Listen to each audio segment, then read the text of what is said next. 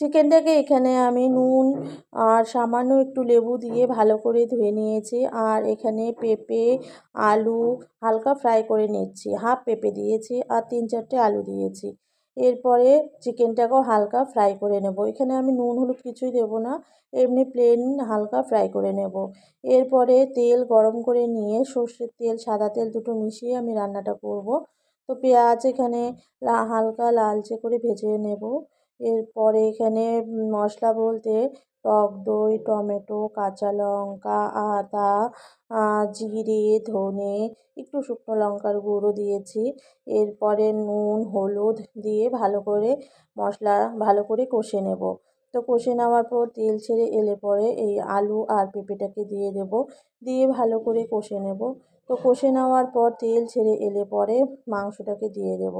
দিয়ে ভালো করে কষে নেব। তো এর মাংসটা দিয়ে দেওয়ার পর আর জল দেব না।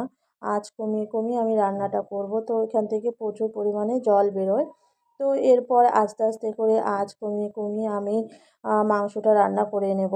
তো এরপর নামানোর আগে সামান্য একটু আম পুদিনা পাতা বাটা আমি দিয়ে দিয়েছি।